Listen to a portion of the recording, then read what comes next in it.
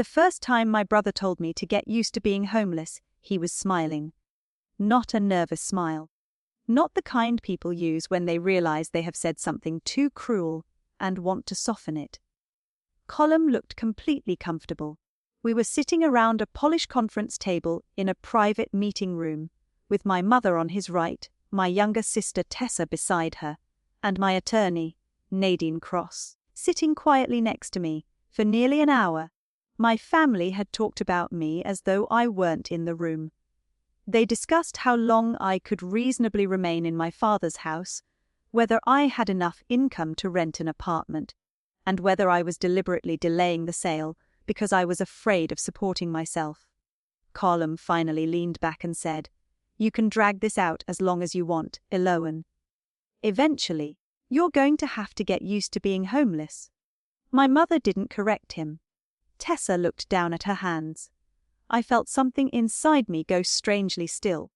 Then Nadine reached for the thin folder in front of her. "Since everyone seems unusually concerned about my client's ability to support herself," she said, "perhaps we should clarify that point." She opened the folder, looked at one page, and began to read. That was the moment my family finally learned how much money I actually had.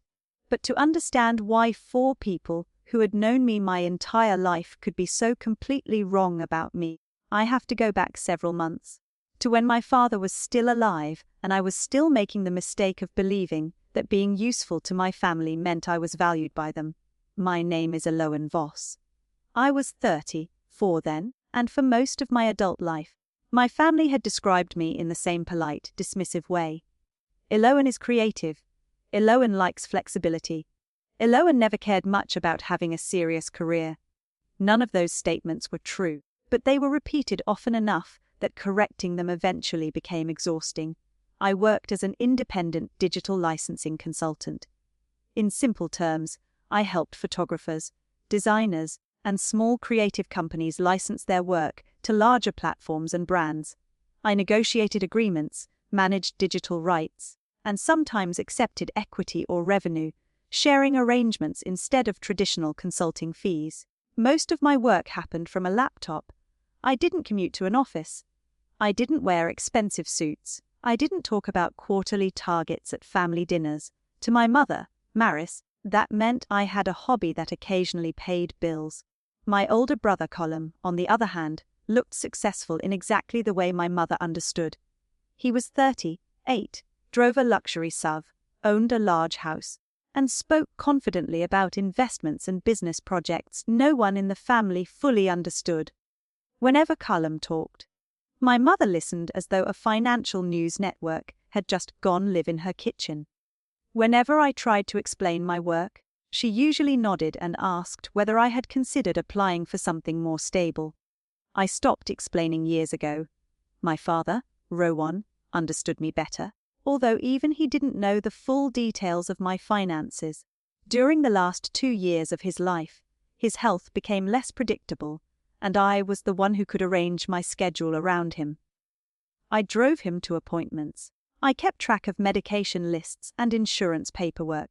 I made sure contractors actually showed up when something broke at the house. I learned which grocery store carried the tea he liked, and which days he was too tired to pretend he wasn't lonely. Colm visited when he could. Tessa called often. My mother had been separated from my father for years, though they never formally divorced, and she came by occasionally. But I was the one who was there most days. My family treated that arrangement as natural because I worked from home. No one asked what meetings I moved or which contracts I negotiated from hospital waiting rooms. They simply assumed my time was available. One afternoon, a few weeks before my father died, I was sitting beside him at the kitchen table while he complained about a stack of unopened mail. I had my laptop open beside me and was trying to answer a client email between sorting invoices. He watched me for a while before saying, "You spend too much time being useful to people who never ask what it costs you." I looked up. "That's dramatic even for you," he smiled. "I'm old. Dramatic is one of the few privileges left." I laughed then, but his words stayed with me. I didn't understand how much they would matter until later. My father died quietly early one morning. The days afterward blurred together into phone calls, paperwork, casseroles from neighbors, and relatives telling stories about him that I had already heard 100 times. Callum took control of the visible things. He spoke to people at the funeral home. He stood near the entrance during the service. He accepted condolences with the serious expression of someone who had been appointed family spokesman. My mother repeatedly told people how grateful she was that Callum was handling everything. I didn't correct her. I was too tired. I had spent the previous night organizing documents my father had kept in 3 different drawers, because apparently filing systems had offended him personally. Tessa helped where she could, but she followed my mother's lead. That had always been her survival strategy. Avoid conflict. Agree with whoever was speaking the loudest. 3 days after the funeral, my mother asked the 3 of us to meet at my father's house. I assumed we would discuss his remaining belongings and the practical steps that came after a death. I made coffee. Tessa sat at the kitchen island. Callum arrived 10 minutes late and immediately opened his tablet. My mother didn't waste time. "We need to be practical now," she said. I remember looking around the kitchen where my father's mug was still sitting beside the sink and thinking how quickly grief became administration for some people. Callum started talking about market conditions, property values, and how waiting too long could complicate everything. I listened for several minutes before realizing they had already discussed this without me.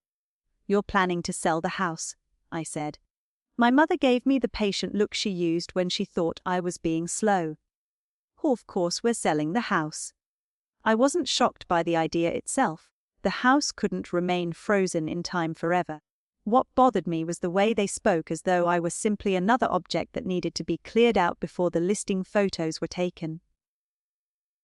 "I just need some time," I said. "Dad's things are still here." "My things are still here." Callum glanced up from his screen. "No one's saying you have to leave tomorrow." The way he said it made something tighten in my chest. "Then what are you saying?" My mother looked at him before answering me. That tiny glance told me everything. They had a plan. I was the last person hearing it. Callum folded his hands on the counter. "I'm saying you should start figuring out where you're going next." For a few seconds, nobody spoke.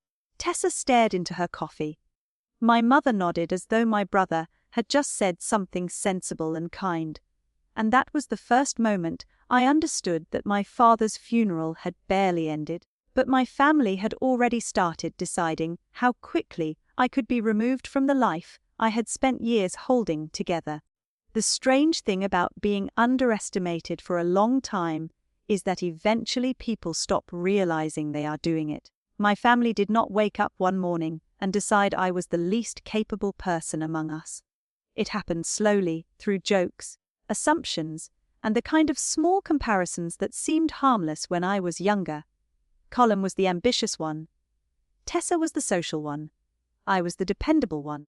Dependable sounds like a compliment until you realize it often means people expect you to carry things without asking whether you are tired. After my father's death, that old family pattern became sharper. Callum did not just have opinions about the house. He acted as if he had been appointed to manage everyone else's decisions. 2 days after our first meeting, he emailed me a spreadsheet with projected listing dates, estimated sale prices, suggested repairs, and a moving timeline for me. I stared at the attachment for almost 10 minutes before opening it. There was something almost funny about seeing my life reduced to colored cells. According to Callum's plan, the house would be cleaned, staged, listed, and sold as quickly as possible. According to another tab, I should be completely moved out before the first photographer arrived. He had even included estimated rental prices for apartments in neighborhoods I had never mentioned wanting to live in. I called him. "Did you make a relocation spreadsheet for me?" There was a pause. "I'm trying to help." "You picked apartments. You said you needed time." "I'm showing you there are options." I looked around my father's living room while he spoke. His reading glasses were still on the side table. A half finished crossword book sat beneath them. Colum had been in that room less than a week earlier, but somehow he had already converted it into square footage. "I don't need you to choose where I live," I said. His tone changed slightly. "Then choose something. We can't keep the house sitting here because you're sentimental." That word bothered me. Sentimental. As if grief were a scheduling problem. As if I had spent the last 2 years taking care of Dad because I was too emotional to build a real life. When I told my mother the conversation had upset me, she sighed. "Callum is trying to be practical. He's trying to manage me? Because someone has to move things forward." There it was again. The assumption that movement belonged to Colum and resistance belonged to me. My mother had always trusted whatever looked most confident. When we were kids, Callum could say something completely wrong with enough certainty that she would still turn to me and ask why I was arguing. As adults, that habit became more expensive. He spoke the language she respected: property values, growth, leverage, timing. I spoke about things she could not put on a rare summe: Dad's care schedule, the condition of the roof, which bills had already been paid, which documents had been signed, the hundreds of small things that kept a household from collapsing quietly. None of those made good dinner conversation. A week later, we met again at my mother's house. Tessa came straight from work and looked exhausted. Callum arrived with printed documents. I brought a folder of my father's remaining records. My mother noticed his papers first. Good. Colum came prepared. I almost laughed. I had spent the previous 3 nights organizing everything from property tax notices to insurance correspondence, but apparently preparation only counted when it came in a leather portfolio. Callum started explaining why we needed to list quickly. I asked a few questions about his assumptions. He became irritated almost immediately. "Elowen, I do understand money." My mother nodded. "Callum understands money. You should listen to him." That sentence landed harder than it should have. Not because I needed her to know what I had in the bank. I didn't. But I suddenly remembered how many times she had said some version of the same thing over the years. When Colum bought his first expensive car, she told everyone he was doing incredibly well. When I signed a licensing agreement that paid me more in 1 year than most people earned in several, I told her I had landed a major client. She smiled and asked whether it came with health insurance. When Colum renovated his kitchen, she praised his investment instincts. When I helped Dad renegotiate a service contract that had been overcharging him for years, she said I was good with little details. The family had assigned us roles long ago, and nobody seemed interested in updating them. The irony was that they relied on me constantly. Tessa called when she did not understand a tax form. My mother called when she needed help comparing insurance plans. Dad had called me for almost everything by the end. Even Callum once sent me a contract and asked whether a licensing clause looked risky because, as he put it, "You know that weird digital stuff." I helped because that was what I did. I solved problems. I told myself I didn't need applause for it, but standing in my mother's dining room while she praised Colum's financial intelligence and treated me like a confused tenant, I started to wonder whether my silence had made things easier for everyone except me. The situation got worse when Colum began talking to extended family. I learned about it from my Aunt Celeste, who called one afternoon with the careful voice people use when they are pretending not to be curious. "Your mother said there are some complications with the house." "What complications?" I asked. "That you're having trouble letting go." I closed my eyes. "I'm asking for reasonable time to sort Dad's things." "Of course," she said quickly. "I just heard you might not have somewhere lined up yet."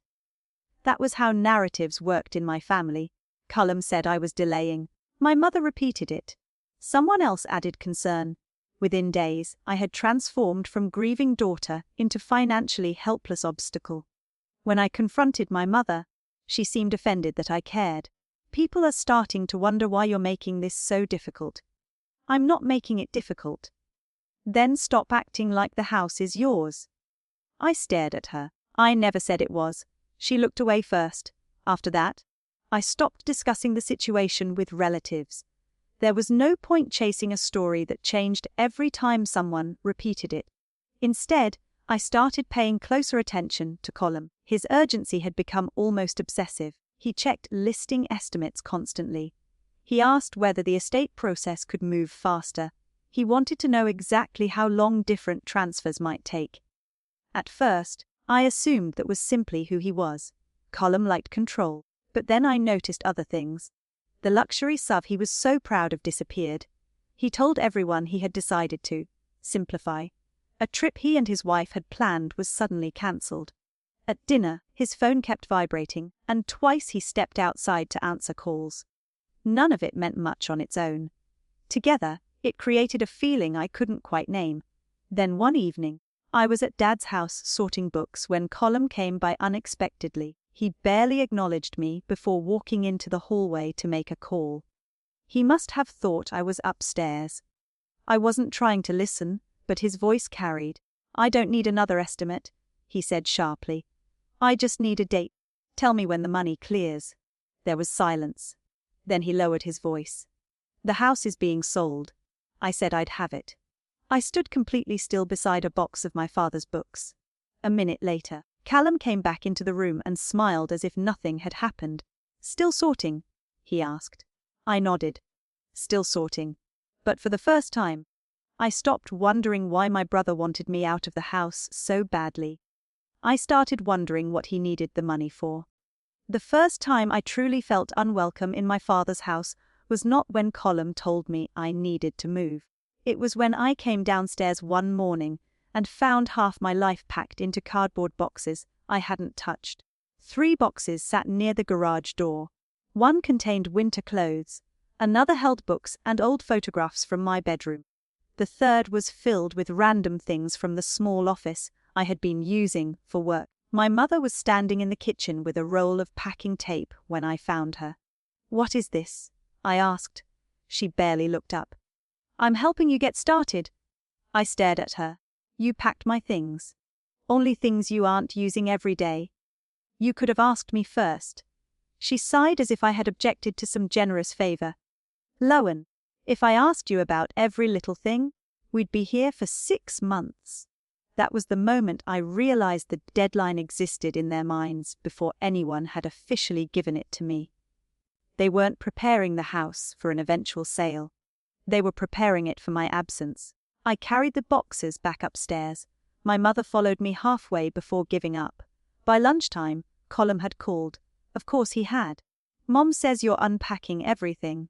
"They're my things. That's not the point." "It is exactly the point." He exhaled loudly. "You're making every step harder than it needs to be." I almost asked him about the phone call I had overheard. I wanted to know who was waiting for money and why he had promised it. But something stopped me. Maybe it was the confidence in his voice. Colm believed I knew nothing. For once, I decided not to correct him. 2 days later, I returned from a client meeting to find a silver sedan parked in the driveway. I heard voices before I reached the front door. A woman I had never seen was standing in the living room with Colm, pointing toward the windows and discussing natural light. My mother was in the kitchen. "What's going on?" I asked. Colm turned around without looking embarrassed. "This is Andrea. She's taking a preliminary look at the property." Andrea gave me an uncomfortable smile. "I'm a real estate agent." I figured that out. I looked at Colm. "You scheduled someone to come through the house without telling me." "It's just a walkthrough." Behind him, Andrea was standing less than 10 feet from the chair where my father had spent most of his final winter. His blanket was still folded over the arm. I had not been able to move it yet. Suddenly, the room felt exposed. I knew the house would eventually be sold. I knew strangers would eventually walk through it. But there was a difference between knowing something would happen and coming home to discover your family had decided it was already happening. "You need to leave," I told Andrea. She immediately looked at Colm. He stepped toward me. "Elowen, don't embarrass everyone." I almost laughed at the absurdity. "You brought a stranger into the house without telling me." "This isn't only your house." "I never said it was." Then stop acting like you get to control everything. My mother entered the room just in time to hear that part. Predictably, she looked at me. What's wrong now? I explained. She listened with the same expression she used whenever she had already decided who was being unreasonable. It's one walkthrough. That's not the point. Then what is the point? I looked around at the three of them. Even Andrea seemed to understand better than my family did. The point is that Dad died less than a month ago, and you're making decisions around me as if I'm furniture you haven't removed yet. My mother's expression hardened. You're letting grief cloud your judgment. There are sentences that reveal more than the person saying them intends. That was one. My grief was inconvenient because it slowed their schedule. My attachment to the house was irrational because they wanted liquidity. My objections were emotional because Colm had labelled his own desires practical. Andrea quietly excused herself. Callum was furious after she left. He accused me of potentially damaging a valuable relationship with an agent. I asked who had authorized him to choose an agent in the first place. He said we didn't have time to debate every decision. Again, that word, time, always urgency. Later that evening, Tessa came over. I hoped she had finally recognized how far things had gone. Instead, she stood in the kitchen twisting the strap of her purse and asked whether I could just work with them. They brought a realtor here without telling me. I know. Mom packed my belongings. I know. And you're okay with that? She hesitated. I'm not saying it's okay. I'm saying maybe fighting about every step is making it worse. I stared at my younger sister. Tessa wasn't cruel. That almost made it hurt more. Cruelty was easy to identify. Silence dressed itself as neutrality. You understand that saying nothing is still choosing a side, right? I asked. Her eyes dropped. She didn't answer. After she left, I found Colm's printed timeline on the dining room table. I had ignored it before because I assumed it was another example of his need to control everything. This time, I studied it carefully. He claimed delaying the sale would cost the family significant money. But the estimated carrying costs didn't match the actual bills I had been managing for Dad. The taxes were wrong. The maintenance estimates were exaggerated. Callum had created a financial emergency that didn't really exist. I opened my laptop and calculated everything myself. Even using conservative numbers, waiting another 2 or 3 months would not create anything close to the losses he was claiming. His urgency wasn't about protecting the value of the house. It was about getting to the proceeds. The next morning, my mother arrived with an envelope. She placed it on the kitchen counter between us. What's this? I asked. A timeline? Another one. This isn't from Colm. I opened it.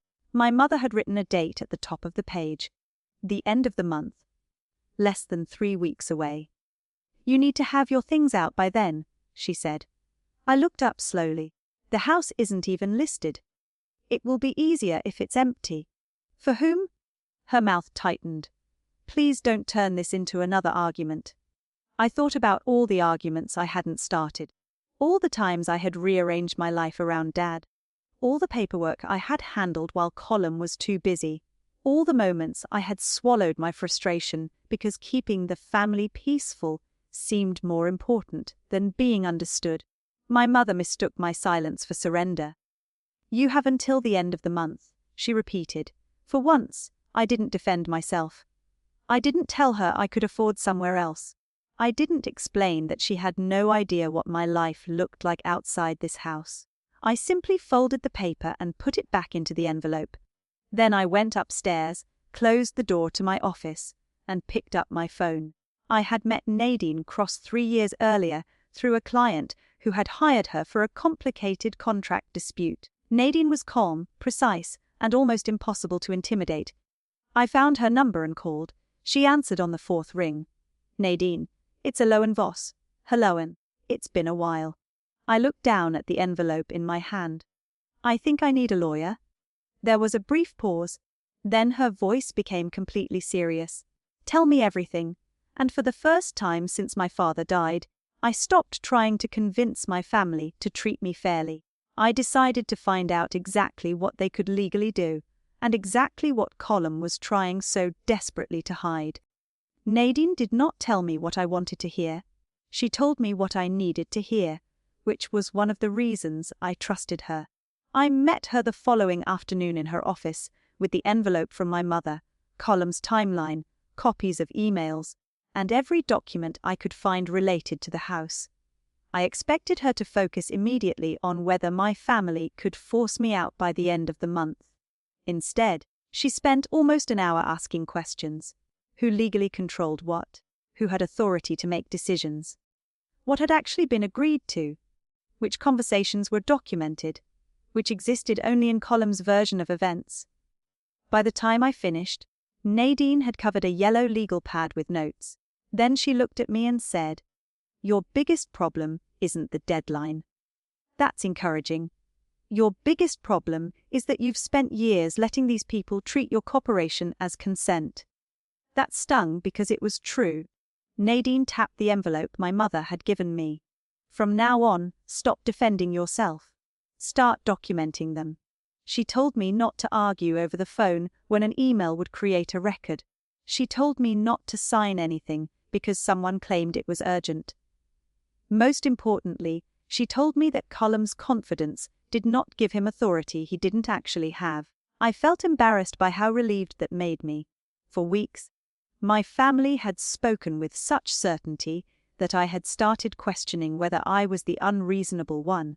Nadine had known them for less than an hour through my description, and she had already noticed something I had spent years ignoring. They relied on me backing down. Then she opened Colm's timeline. "Tell me about your brother." I gave her the version everyone knew. Colm was successful. Colm had business interests. Colm understood investments. Nadine looked at me over the top of the page. "That's what your mother thinks. What do you think?" I remembered the missing SUV, the cancelled vacation, the phone calls. "I think something is wrong." I told her what I had overheard. I expected her to dismiss it as speculation. Instead, she circled one of the dates on Colm's timeline. "There's no obvious legal reason for this deadline," she said. "And based on the actual expenses you've shown me, there's no financial disaster if the property isn't sold immediately." That's what I thought. Nadine leaned back. "Someone benefits from rushing you." "I want to know who." I already knew the answer. I just didn't know why. Over the next 2 weeks, I stopped looking at Colm as my confident older brother and started looking at him as a collection of inconsistencies. Once I did. They were everywhere. His SUV had not disappeared because he was simplifying. He had sold it.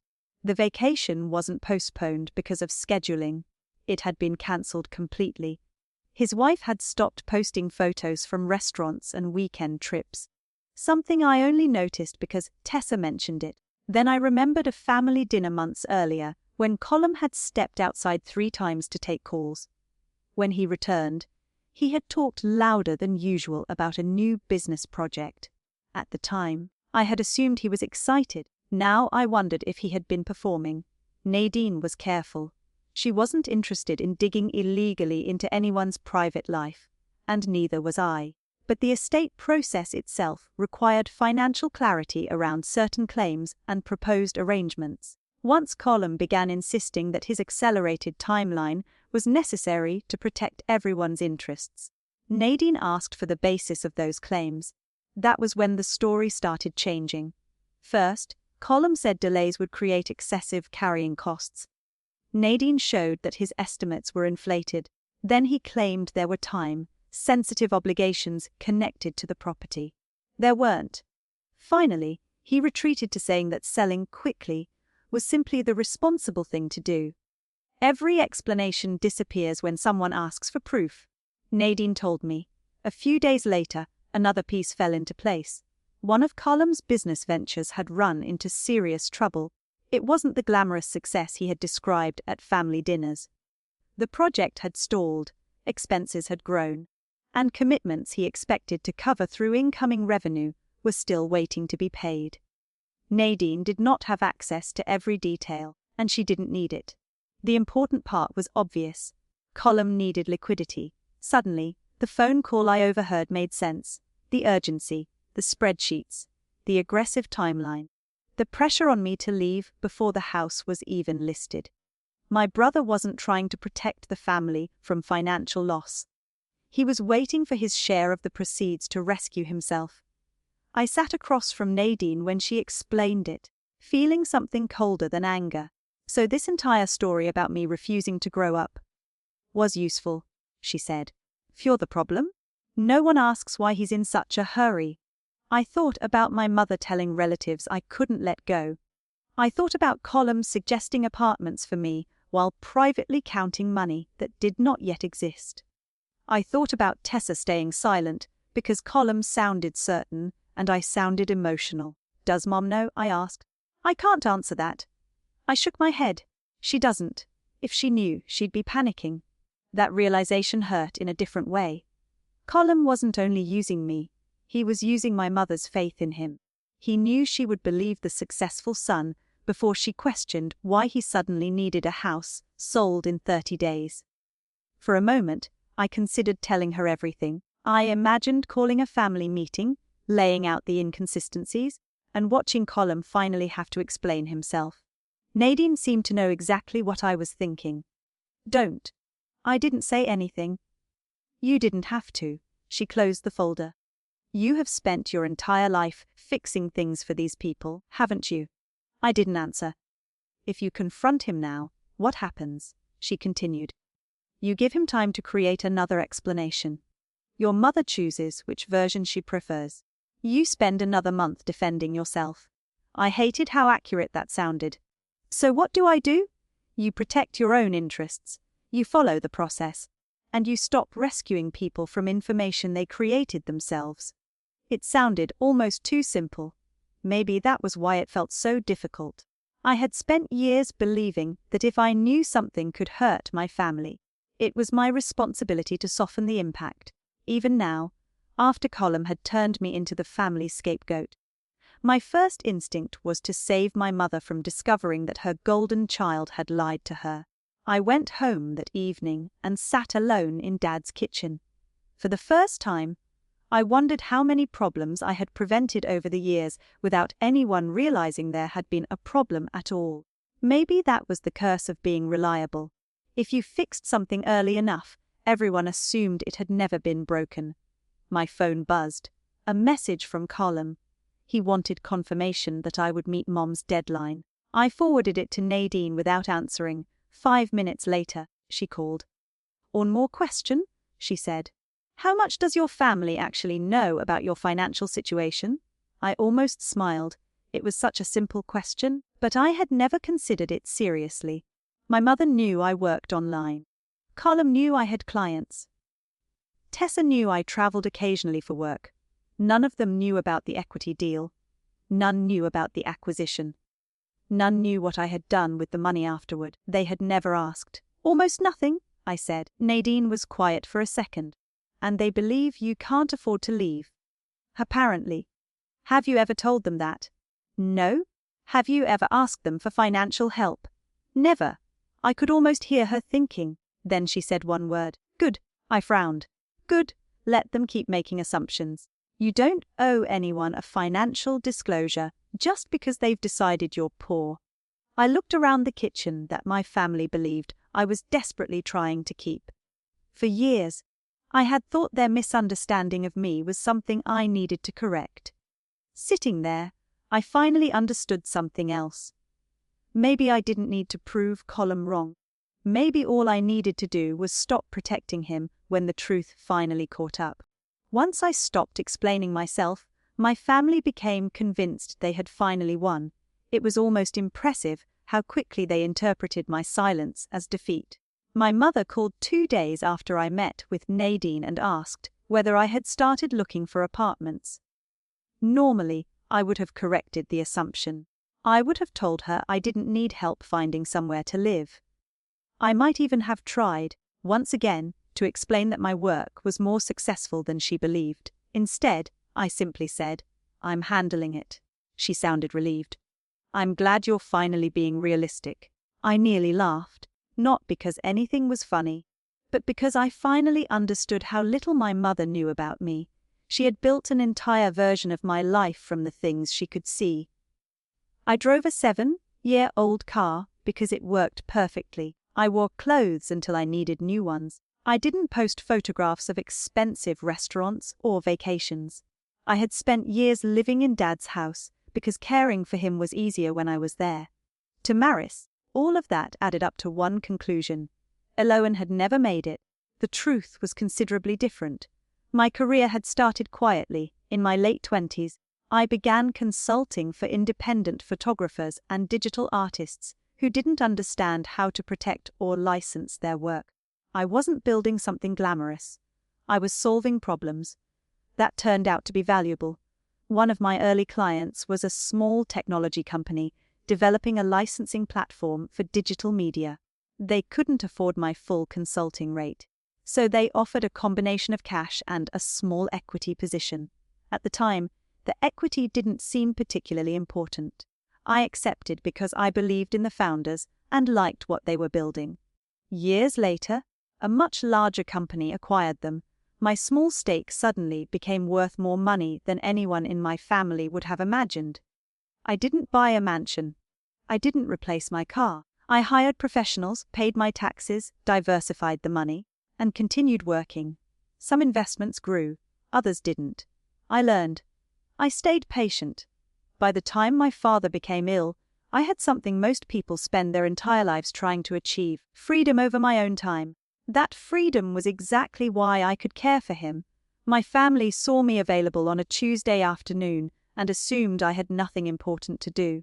They never considered that I had built a life flexible enough to choose where my time went. I never deliberately hid any of this. I simply stopped offering details to people who had already decided the answer. Now, for the first time, their assumptions were working in my favor. Every important message from Cullum or my mother went through Nadine. When Cullum sent another proposed schedule, I forwarded it. When my mother demanded confirmation that I would be gone by her deadline, Nadine responded formally. When Cullum called and left a message accusing me of wasting everyone's time, I saved it. My silence made him bolder. He started writing things he probably would have been smarter to leave unsaid. He referred to my financial limitations. He argued that I had no realistic ability to maintain the property. He even suggested that the family was doing me a favor by forcing me to confront reality. Nadine read that email twice before looking at me. Really believes this. So does my mother. Does that bother you? I thought about it. It used to.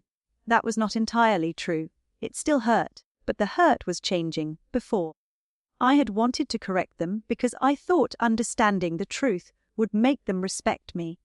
Now I was beginning to realize that respect requiring a bank statement wasn't respect I wanted. Nadine closed her laptop. For what it's worth, you could walk away from that house tomorrow. I looked at her. She knew my financial position by then. She needed to.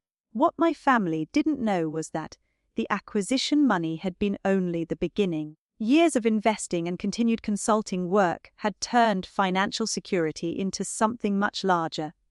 We still hadn't discussed revealing a number to my family because there was no reason to. My personal finances were not a family referendum. I know, I said. Nadine studied my face. Then why haven't you? That question was harder. I had asked myself the same thing every night. The practical answer was that I wanted time to sort Dad's belongings properly.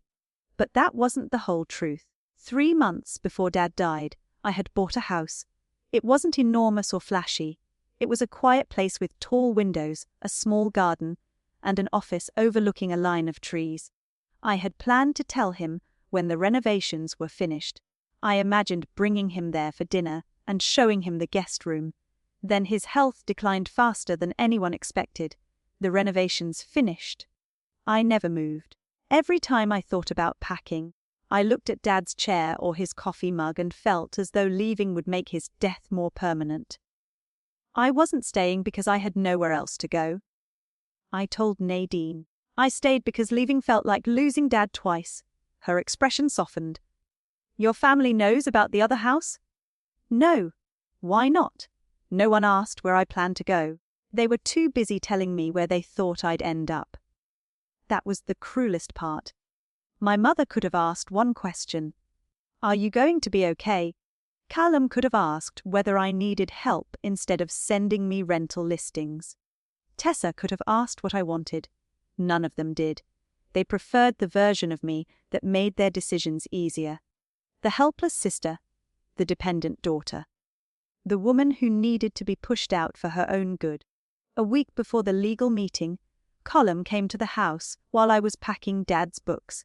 He stood in the doorway watching me. Mom says your lawyer is making everything complicated.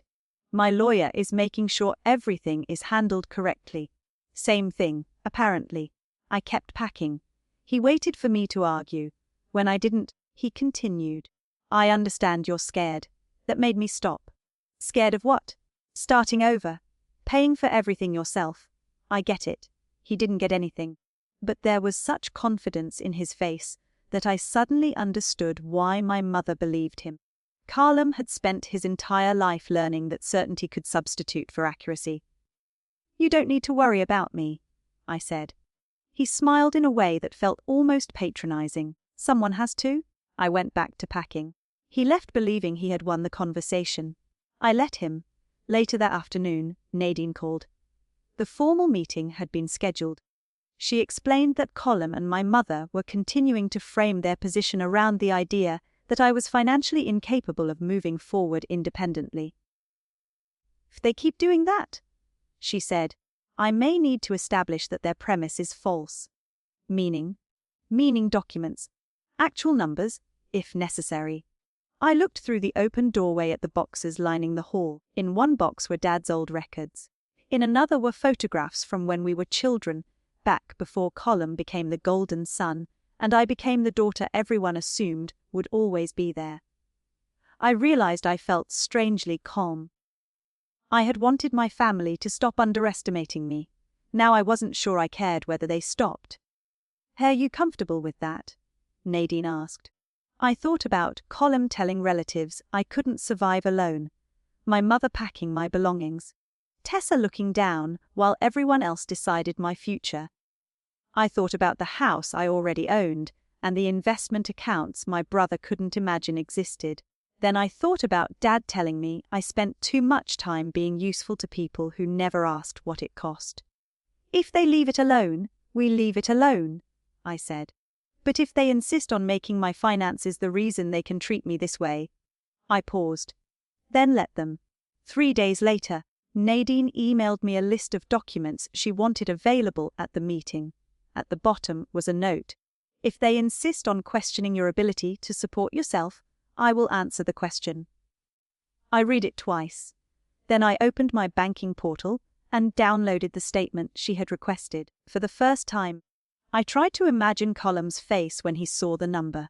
Not because I wanted revenge, not yet, but because my family had spent years confusing what I chose not to show them with what I didn't have, and they were about to walk into a room believing that mistake gave them power over me. By the morning of the meeting, Callum had convinced himself there was only one possible outcome.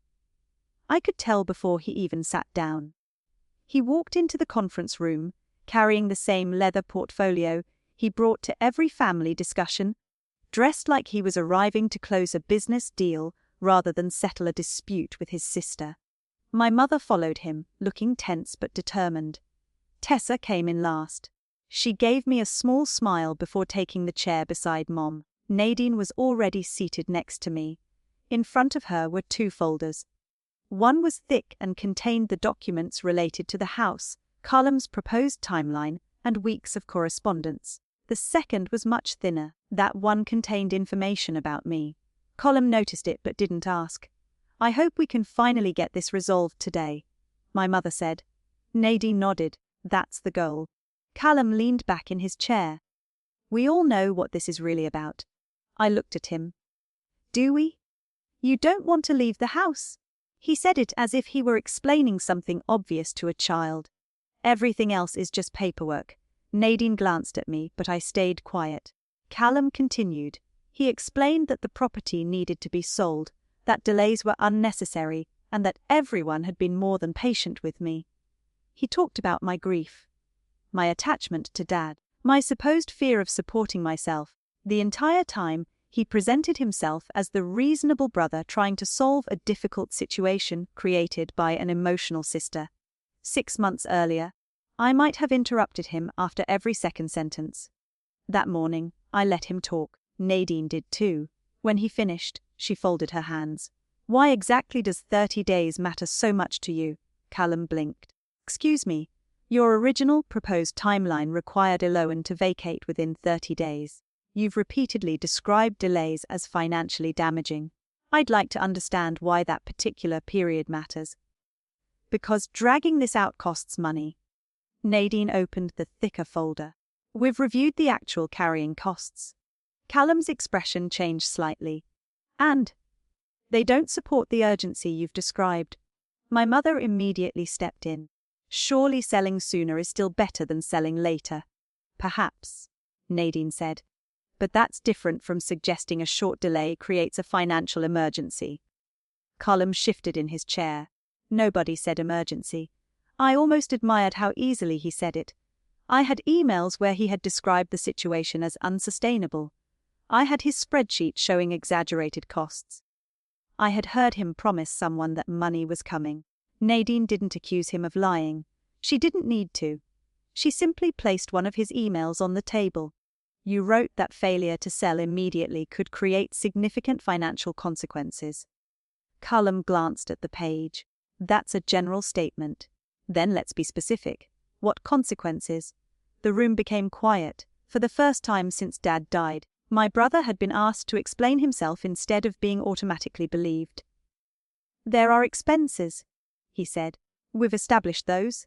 Market conditions can change. Certainly. Nadine waited. Callum frowned. I'm not sure why we're turning this into an interrogation. We're not. I'm trying to understand the justification for pressuring my client to vacate a home before a sale has even been arranged. My mother straightened. Callum is trying to protect this family. I looked at her. Even now, with the inconsistencies sitting on the table, her instinct was to defend him. Nadine turned toward her. From what? Mom hesitated. From unnecessary losses. Which losses? My mother's eyes moved to Callum. That tiny movement told me she didn't know. She had never known. She had simply trusted him because Callum was the child who understood money. I was the child who needed advice. Those roles had survived long after reality stopped supporting them. Callum became defensive. He said the discussion was getting distracted from the real issue. According to him, the house couldn't remain tied up indefinitely because I refused to accept that my circumstances had changed. My circumstances? I asked. Yes. What circumstances do you think I have? He gave a short laugh. Elowen, come on. No, tell me. Tessa looked between us. Callum leaned forward. You lived here with Dad. Your work is inconsistent. You've had the benefit of not carrying the expenses most adults carry on their own. Now the house is being sold, and instead of planning realistically, you hired a lawyer. There it was. Not just the assumption that I was poor. The assumption that my entire adult life had been subsidized by proximity to Dad. I thought about the mortgage on the house I already owned. The investment statements in Nadine's thin folder.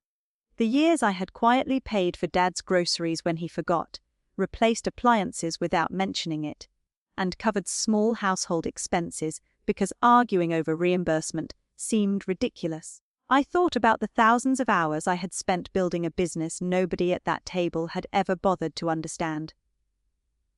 Still, I said nothing. My mother mistook my silence for embarrassment. No one is saying you're a failure, Elowen.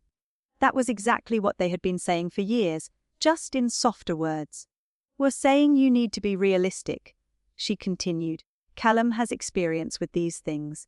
Nadine glanced toward him. Then perhaps Callum can explain why his personal financial position appears to be influencing his preferred timeline. Everything changed.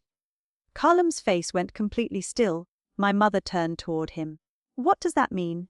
Nothing, he said quickly. Nadine remained calm. I didn't say it meant anything. I said his urgency appears to overlap with financial pressure elsewhere. What financial pressure? Mom asked. Callum's voice sharpened. This has nothing to do with the house. Then why did you tell someone you would have money when the house sold? I asked. I hadn't planned to speak. The question simply came out. Callum stared at me. You were listening to my calls? I was standing in Dad's living room. You were in the hallway. My mother's attention shifted fully to him now. Callum? It's business. You wouldn't understand.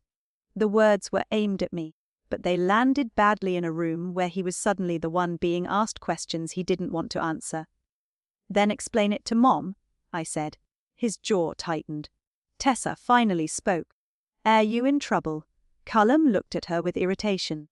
No. Nadine didn't push further, she didn't need to. The seed had been planted. My mother's certainty had cracked, but Callum did what he had always done when he felt control slipping. He became louder. He accused Nadine of distracting everyone. He accused me of using private information to avoid reality. He insisted that whatever was happening in his business had nothing to do with the obvious fact that I could not remain in the house forever. Nobody said I would, I replied. Then why are we here? Because you tried to decide when I leave, how I leave, and what I can afford afterward without asking me a single question. He laughed again, but there was less confidence in it now. What exactly are we supposed to ask? You've been living in Dad's house for years. You work from a laptop. You expect everyone to believe you've suddenly got some secret plan. My mother said his name quietly. Perhaps realizing he was going too far, Callum ignored her. You can make this dramatic if you want, Elowen, but the house is going to be sold. You can drag this out with lawyers and paperwork, but eventually reality catches up.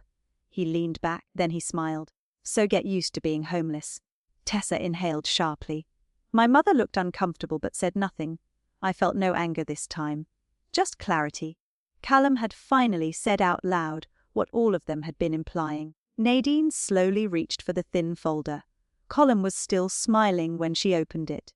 Since my client's ability to support herself continues to be used as justification for this pressure, she said, I think we should put the facts on record. Callum rolled his eyes. My mother looked confused. Tessa stared at the folder. Nadine removed a financial statement and placed it flat on the table. I watched my brother's smile remain in place for exactly 3 more seconds. Then Nadine looked directly at him and began to read my account balance aloud. There are moments when silence feels louder than anything anyone could say, and the silence that followed Nadine's words was one of them. Approximately $6.7 million. She didn't emphasize the number. She didn't smile. She simply read it in the same calm voice she had used to discuss property expenses 10 minutes earlier. For several seconds, nobody moved. Callum's smile disappeared first. My mother stared at Nadine as though she had switched languages halfway through the sentence. Tessa looked at me, then at the statement, then back at me. 6.7 million, she asked. Nadine nodded, approximately. Across the relevant liquid and investment accounts documented here. Callum leaned forward so quickly his chair scraped against the floor. That's impossible. Nadine looked at him. It isn't. Where did that money come from? His question was so immediate, so demanding, that something almost funny occurred to me. My brother had just spent an hour arguing that I was incapable of supporting myself. Now, within seconds of learning that I had money, he believed he was entitled to an explanation of where I got it. My mother finally found her voice. Elowen, is this true? I looked at her. Yes, you have $6 million. More accurately, the accounts Nadine is referring to total around 6.7 million. My mother's face changed. I had seen that expression before, but never directed at me. It was the expression she wore when Callum talked about a successful project. Surprise mixed with respect. That hurt more than the insults. Did your father give you this money? She asked. I knew that question was coming. Callum looked at me sharply. Nadine answered before I could. No. These assets were built independently and are not part of Rowan's estate. Callum shook his head. That doesn't make sense. It makes perfect sense, I said. You just never knew. He stared at me. How? I could have given them the entire history. The licensing work, the startup equity, The acquisition, the investments, the years of continued consulting. But suddenly, I didn't feel the need to justify any of it. I worked. Callum actually laughed. You expect us to believe you made almost $7 million working from Dad's spare room. No, I said. I don't expect you to believe anything. That's been the problem. My mother reached toward the financial statement, but Nadine kept it on her side of the table. Why didn't you tell us? Mom asked. That question hit me harder than I expected. I looked at the woman who had spent years asking Colm about his projects while referring to my career as that online work. I thought about every family dinner when she had praised his ambition, every time she had suggested I find something stable, every time she had called me because she needed a problem solved, but never asked how my own life was going. You never asked what I had until you thought I had nothing, I said. My mother's mouth opened, then closed. Tessa looked down. Callum did not. He was already searching for a way to make the revelation my fault. So you deliberately hid this from everyone. I kept my finances private. That's the same thing. Nadine spoke before I could. It isn't. Callum turned toward her. This is a family matter. Her personal accounts are not a family asset. Nobody said they were. Then her decision not to discuss them shouldn't concern you. Callum's face was getting red. It concerns me when she uses this entire situation to make everyone think she's some kind of victim. I stared at him. I didn't tell everyone I was a victim. You told everyone I was helpless. He ignored that. You've been sitting on millions while Mom has been worrying about what happens to you. Mom wasn't worrying about me. She was packing my belongings. My mother flinched. Colm kept going. You let us think you couldn't afford to move. When did I say that? He stopped. You implied it. How? Another silence. He couldn't answer because I had never implied anything. They had created the entire story themselves. My modest car became proof I was struggling. My work from home career became proof I wasn't successful. My years caring for Dad became proof I had nowhere else to be. My grief became proof I was clinging to the house. They had taken every quiet choice I made and translated it into failure. Nadine closed the folder. My client's privacy is not your emergency fund. The words landed differently than anything else said that morning. Callum froze. My mother turned toward him. Emergency fund? It's just an expression, he said quickly. No, I said. It isn't. I looked directly at my brother.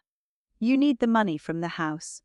He pushed his chair back slightly. Everyone is entitled to whatever they're legally entitled to. That's not what I said. My mother's voice was quieter now. Callum, do you need the money? He looked at her. For the first time in my life, I watched my older brother struggle to find a confident answer.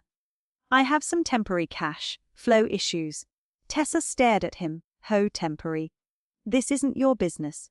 You made Elowen's finances everyone's business, she said. I turned toward her. It was the first time since Dad died that Tessa had openly challenged him. Colm noticed too. Don't start, he snapped. Nadine calmly reminded everyone that Colm's personal financial problems did not change the legal process. The property could still be handled properly. It simply would not be rushed to meet an artificial deadline created for his benefit. My mother looked stunned. The golden son who understood money needed a rescue.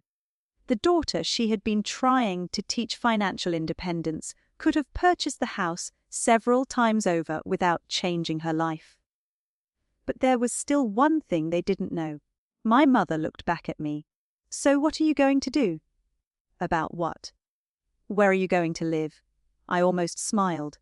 Even after hearing the number, part of her still imagined me standing at the edge of some unknown future. I'm going home, she frowned. What do you mean?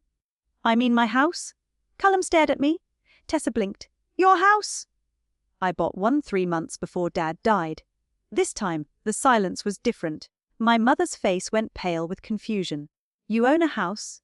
Yes. Then why have you been living at Rowan's? Her question was sincere, which somehow made it more painful. Because Dad was dying, no one spoke. I wasn't here because I couldn't afford to leave, I continued. I was here because he needed me, and after he died, I wasn't ready to walk out of the place where I spent the last years of his life. My voice tightened, but I kept going. You all looked at my grief and decided it was dependence. Tessa's eyes filled with tears. Colm looked away. My mother seemed to shrink in her chair. For the first time, I think she understood that the story she had believed about me wasn't just inaccurate. It had allowed her to be cruel. Tessa wiped her cheek. "Were you ever actually going to be homeless?" she asked quietly. "No." I looked at each of them. "But that doesn't make what you did less cruel." My mother whispered my name, but I wasn't finished. "You thought I had nowhere to go, and instead of asking if I was okay, you used it to push me harder." Colm crossed his arms. "So what now? You just sit there with millions while everyone else deals with the consequences." There it was. The shift I had been waiting for. 10 minutes earlier, I was the burden. Now I was the solution. I looked at him and finally understood what Nadine meant about not rescuing people from situations they created themselves. "No, Colm," I said. "No, you deal with your consequences." My mother's eyes moved between us. She was beginning to understand what that meant. The house would be handled correctly. Colm would receive whatever he was legally entitled to when the process was complete. But I would not rush the sale for him. I would not lend him money. I would not invest in his failing project. I would not use my accounts to repair the image he had spent years building. For once, the person who had always been called practical would have to face reality without me softening it. Colm looked at me as though I had betrayed him. I felt strangely calm. I gathered my papers and stood. Tessa looked up at me. My mother said, "Elowen, please, we should talk about this." I picked up my bag. We just did. Then I walked out beside Nadine, leaving my family at the table with two truths they had never expected to face. I had never needed their money, and I was no longer willing to let them need mine. Walking away from that conference room was easier than walking away from my father's house. That surprised me. For weeks, I had imagined the confrontation with my family as the difficult part. I thought revealing the truth would be the moment everything changed.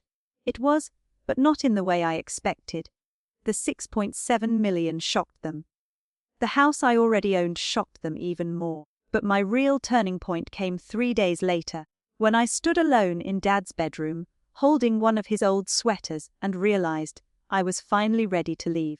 I had spent so much time defending my right to leave on my own terms that I had never asked myself whether I was ready. Now I was. I packed slowly, not because Colm demanded it, not because my mother had given me a deadline. I packed because the decision belonged to me again. I kept Dad's photographs, his crossword books, and the ridiculous ceramic mug he used every morning, even though the handle had been repaired twice. I donated clothes where I could and stored a few boxes of things I wasn't ready to sort. When I finally closed the front door behind me, I cried in the driveway, not because I had lost the house, because I understood that leaving didn't mean I loved Dad less. My new home felt unfamiliar for the first few nights. It was beautiful, but it didn't yet feel lived in. I had chosen it months earlier because of the tall windows and the small garden behind the kitchen. Dad had never seen it. That thought hurt. Still, every morning I woke up there. I felt a little lighter. No one could pack my belongings without asking.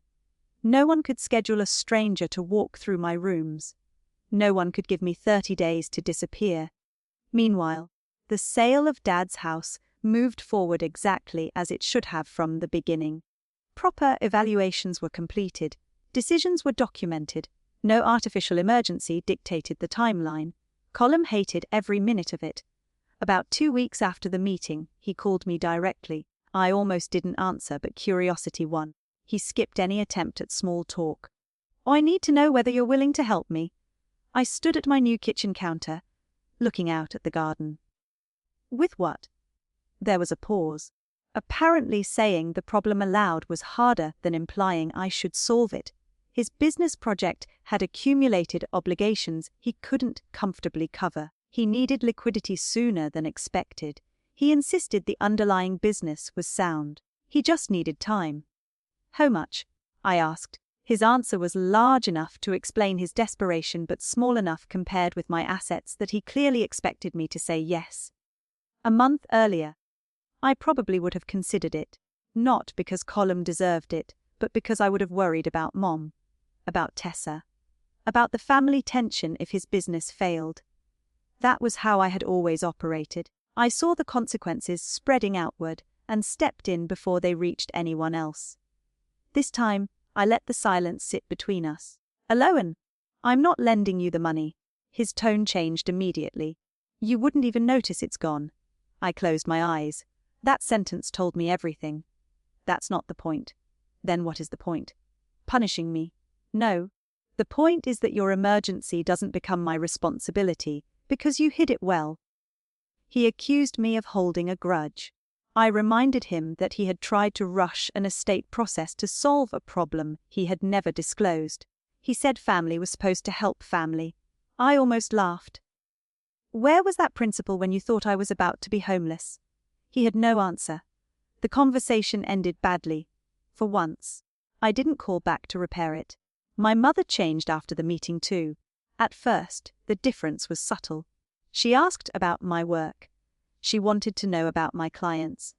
She asked whether I needed anything for the new house, which was almost absurd considering what she now knew. Then she started complimenting decisions she would have dismissed months earlier. I should have enjoyed finally receiving the respect I had wanted for years.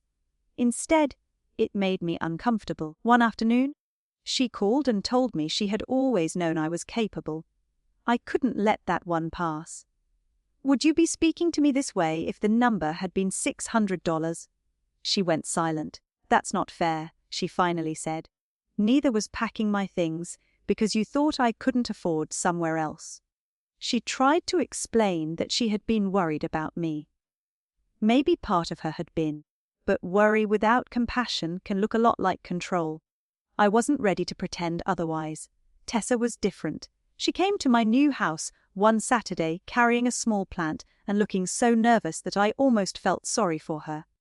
We sat in my kitchen. For 10 minutes, she talked about everything except the reason she was there. Finally, she put down her coffee. I owe you an apology. I waited. I kept telling myself I wasn't doing anything wrong because I wasn't the one saying those things. Her eyes filled with tears. But I wasn't stopping them either. I said nothing. She took a breath. I wasn't cruel like they were. I just made it easier for them to be cruel. That was the first apology anyone gave me that didn't include an excuse. I didn't tell her everything was fine. It wasn't. But I told her I appreciated hearing it. We started slowly after that. A message every few days. Coffee once a week. No pretending the past hadn't happened. The strangest karma came quietly. Without me managing the family's invisible details, things started slipping. Mom missed a deadline related to one of Dad's remaining accounts. Colm forgot paperwork he had insisted was simple. Tessa called once, because no one knew where an important document had been filed. My first instinct was to fix everything. I resisted. They figured it out. Sometimes badly, but they figured it out. My mother called one evening, frustrated about another problem, and asked why everything had become so difficult. Because I used to handle these things, I said. I know, she replied. I didn't realize how much. That might have been the most honest thing she had said to me in years. Eventually, though, the calls became too frequent. Questions, requests, problems that somehow found their way to my phone. Finally, I told her, "You don't miss me. You miss what I used to handle for you." She started to argue, then stopped. A week passed without hearing from her. Then one evening, a message appeared on my phone. It wasn't a request for help. It wasn't about Colm or the house. She simply asked if we could meet. I almost said no. Then another message arrived. This one was shorter. "I think I failed you." I stared at those 5 words for a long time. I didn't know whether my mother finally understood what she had done, or whether she was simply afraid of losing access to the daughter she had taken for granted. But I knew there was only one way to find out. I agreed to meet her, knowing that this time, whatever happened between us would happen on my terms. My mother chose a small cafe halfway between her house and mine, which felt strangely appropriate, because neither of us was willing to meet entirely on the other's ground. I arrived first and took a table near the window when Maris walked in. She looked different from the woman who had sat beside Colm in Nadine's conference room. Not physically different, just smaller somehow, less certain. For most of my life, my mother had spoken as though confidence and correctness were the same thing. That afternoon, she sat across from me and spent nearly a minute rearranging her coffee cup before she finally looked up. I meant what I said, she told me. About failing you. I didn't rush to make her feel better, the old version of me would have.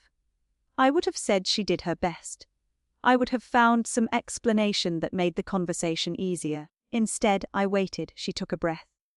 I think I decided who all of you were when you were young, and I never really changed my mind. That was more self-awareness than I expected. Kylam was ambitious, she continued. He always wanted people to know what he was doing, what he bought, what he planned to build. You were quieter. So you assumed I wasn't doing anything, she winced. I suppose I did. You didn't suppose. You did, she nodded. You're right. My mother admitted that she had always measured success by things she could see. Colm had the car, the house, the expensive dinners, the business stories. He looked successful, so she treated him like an authority. I had flexibility, privacy, and no interest in performing my finances for anyone. She interpreted that as a lack of ambition. The more dependable I became, the less she saw my help as something valuable. It simply became my role. When your father needed something, you handled it, she said. When Tessa had a problem, you handled it. When I needed help with paperwork, I called you. And when it came time to decide who understood money, you listened to Colm. She looked down. Yes. There was no defense this time. That mattered. But it didn't erase anything. I need to ask you something, I said. She looked nervous. Okay. If Nadine had opened that folder and the balance was $600 instead of $6.7 million, would you still be sitting here apologizing? My mother's face changed. She opened her mouth, but no answer came. I waited. 10 seconds passed. Maybe 15. Finally, she whispered, I don't know. It wasn't the answer I wanted. It was probably the most honest answer she could give. That's the problem, I said. You shouldn't have needed to find out I was wealthy to realize I deserved basic respect. Tears appeared in her eyes, but I didn't feel victorious. I just felt tired. I know, she said. I see that now. I hope you do. She reached toward my hand, then stopped before touching it.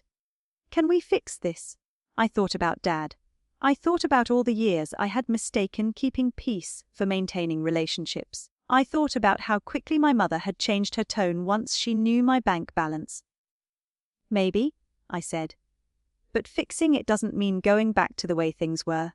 She nodded slowly. I explained my boundaries. I would not manage Colm's problems. I would not become the family's emergency administrator again.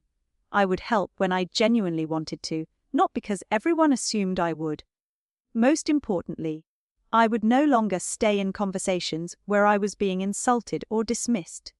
My mother agreed. Whether she could actually live with those boundaries remained to be seen.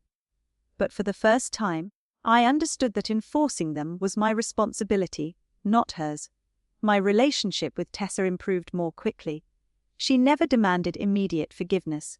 She simply started showing up differently. She asked questions and listened to the answers.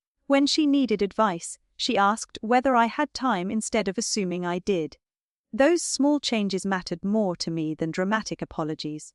Colm was another story. His financial problems didn't disappear. He eventually had to restructure parts of his business and sell things he had once used as symbols of success. I didn't celebrate any of it. I didn't need to. The karma wasn't that Colm suffered. It was that he finally had to live without using me as a shield. We remained distant. He sent a few messages suggesting we should put everything behind us. But he never truly apologized for turning me into the family scapegoat. I learned something important from that too. Forgiveness isn't the same thing as access. I could stop being angry without giving him the same place in my life. The sale of Dad's house eventually went through. It happened on a reasonable timeline, with proper documentation and no manufactured emergency. Everyone received what they were legally entitled to. I didn't fight for more. I didn't need to. By then, the house had stopped feeling like something my family was taking from me. It had become what it had always been, a building filled with memories, some beautiful and some painful. The memories were mine whether I owned the walls or not. In my new house, I turned a small corner of my office into a place for Dad. I put his repaired coffee mug on a shelf beside a framed photograph of us taken years earlier. I kept 3 of his crossword books, including one where he had confidently written the wrong answer in pen and then blamed the puzzle. On quiet mornings, I sometimes sat there with coffee and thought about the last thing he had tried to teach me. I had spent too much time being useful to people who never asked what it cost me. He had been right. For years, I thought being indispensable would make me impossible to discard. Instead, it made my family so accustomed to my sacrifices that they stopped seeing them. My 6.7 million didn't change who I was. It only changed what my family thought they knew about me. The real change happened when I stopped needing their misunderstanding to be corrected. I stopped measuring my worth by whether my mother finally recognized it. I stopped hoping Colin would admit he had underestimated me. I stopped waiting for everyone to agree that I had been treated unfairly before allowing myself to move forward. Months later, I stood in my kitchen while sunlight came through the tall windows I had loved from the first time I saw the house. The garden outside was finally beginning to look like mine. Tessa was coming over for dinner that evening. Mom and I were rebuilding something slowly, with boundaries I would never have dared to set before. Callum and I still barely spoke, and for once I didn't feel responsible for fixing that. My family had once looked at me and seen someone with nowhere to go. They thought taking away my place in Dad's house would leave me desperate enough to accept whatever treatment they gave me. They were wrong about the money, wrong about my career, and wrong about the life I had built. But their biggest mistake was believing the house was the thing keeping me there. It wasn't. Hope was. I had stayed because some part of me still hoped that if I gave enough, helped enough, and made myself useful enough, my family would eventually see my value. Walking away taught me that belonging shouldn't require proving your worth over and over again. Home was never the house they threatened to take from me. Home was the life I finally chose for myself. A few months after everything settled, my life became quieter in the best possible way. There was no dramatic final victory, and no moment when every person who had hurt me suddenly became a better human being. Real karma wasn't that neat. Callum still had to deal with the financial decisions he had made. My mother still had to learn that respecting my boundaries wasn't something she could do only when it was convenient. Tessa and I still had uncomfortable conversations about the years when she stayed silent, but I no longer carried any of those things for them. That was my freedom. I continued working because I genuinely loved what I did, not because I needed to prove that my career was real. I kept driving the same car for another year simply because it still worked. Sometimes I laughed when I imagined what my family would have thought if they knew that while they were debating whether I could afford an apartment, I had been worrying about completely different things. Whether Dad was comfortable, whether I had remembered every piece of paperwork, and whether leaving his house meant leaving part of him behind. Money had never been the center of my story. It was only the truth that finally exposed how little my family had bothered to know me. The real payoff was much simpler. I learned to stop explaining myself to people committed to misunderstanding me. I learned that helping someone doesn't mean accepting disrespect from them. And I learned that sometimes karma isn't watching the people who hurt you lose everything. Sometimes it's watching them realize that the person they took for granted is no longer available to carry their burdens. These days, when I walk through my front door, I don't think about the house I lost. I think about the life I gained when I finally stopped asking permission to choose myself. And sometimes I still wonder if my lawyer had read out a balance of only $600 that day. Would my family have ever realized how badly they had treated me? And what would you have done if you were sitting in my chair?